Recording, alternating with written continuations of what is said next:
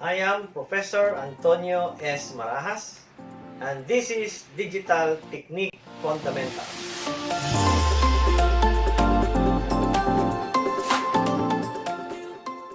Hello, let us start our discussion on this subject with the types of signal. Now, there are two types of signal. We have the analog signal and digital signal. So, analog signal is defined as a continuous signal. Okay? So, it is a continuous signal. So, an example of which is this one. No? So, we have here a voltage, for example, and this one here is your time. So, this one here is what we call an analog signal. Okay? So, if you notice that the analog signal continuously changes its value. Okay?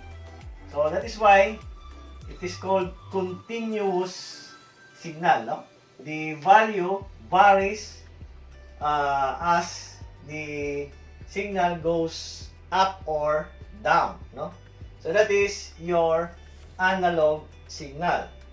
So, for example, if you want to measure a value of an analog signal in this particular area, let's say, for example, approximately this is 25 volts, then you have to use a particular instrument, like for example multi-tester or a other measuring devices, electronic or electrical measuring devices, no? To determine the value of an analog signal. Okay? So like for example oscilloscope, no? You can use that to measure the voltage of a particular analog signal. So again, the value of your or the signal here of your continuous or an analog signal is continuously changing. Okay, so it varies every in every particular time. No, so that's how the continuous or analog signal works. Unlike in your digital signal, for example, digital signal is defined as a discrete signal.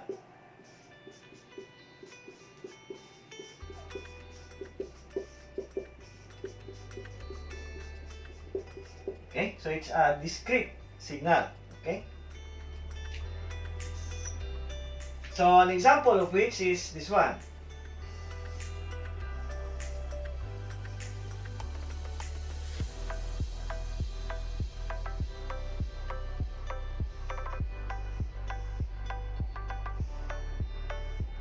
Okay, so if you notice that your discrete signal here is very specific. No? For example, if your reference here is 0 and this one here is 25 volts, then automatically you can see that the value from this reference point up to this point here is 25 volts. No? So, automatic nga ma-read na nimo ang 25 volts. Unlike the signal here will vary first until such time that the 25 volts is attained. Now, the voltage here, if you have several number of sine waves here, the value of your voltage here, once measured, will be approximated only. No? So, dili siya, itawag na ito nga accurate kaayo. So, approximation lang atong buhaton. Unlike in your digital signal, very specific siya. When you say 25 volts gina siya ang imong mabasa. Okay? Just like in your clock, no? You have an analog clock and you have a digital clock. So, in an analog clock, you have, for example, you want to read a particular time, no? So the second hand in your clock will be revolving, no? And it keeps on changing the value of the time. Whereas in your digital clock, you can easily determine the exact time because the time is already specified in the digital clock. Okay? Just like also in using, for example, an analog a multi-tester, no? So when you have an analog multi-tester, when you measure an analog signal, for example, or any signal for that matter, using an analog multi-tester, the value there is approximated, no? Dili siya exact. Whereas if you will use digital multi-tester, when you measure a particular voltage or signal, automatically the digital multi-tester will provide you with the exact measurement. Okay? So that's the difference between an analog signal and that of your digital signal. Okay? So, in layman's way of explaining the difference between the two, muna sa yun ani, no? So, let's say, nagsakay ka o bangka. Now, pag-abot sa unahan, nabuslot ang bangka. So, the water will enter into your bangka. And, imo sarad tong nabuslot. Then, you want to measure the amount of water that enters into your bangka. So, all you have to do is to find a bottle, no? 1 liter bottle. Say, 1 liter sa Coke nga bottle, empty. Then, i-measure nimo. Say, 1 liter, 2 liters, 3, 4, 5 liters. Okay? Now, the 5 liters of water that you measure is actually an approximation only. Why? Because there will still be some water that will be left in your bangka. And at the same time, the level of your 1 liter water inside your Coke will not be the same, no? Na uban nga puno kayo, na uban nga dili po kayo puno. So the 5 liter measured is actually approximation only.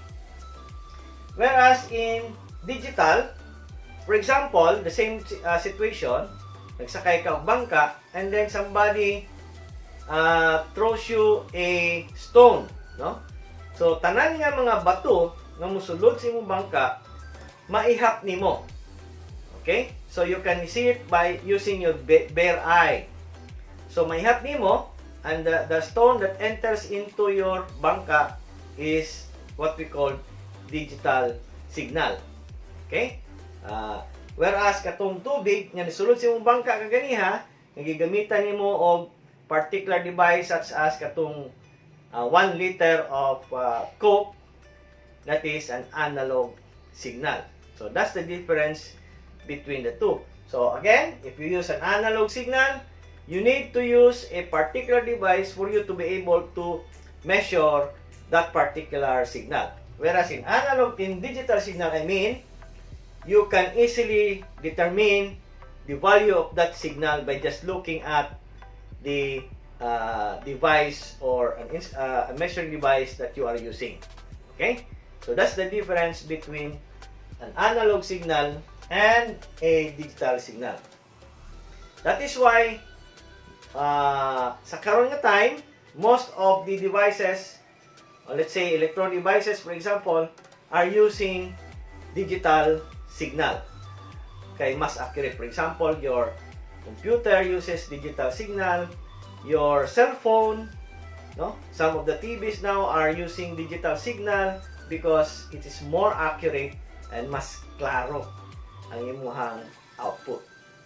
So, that's it. That's the difference between an analog signal and that of your digital signal.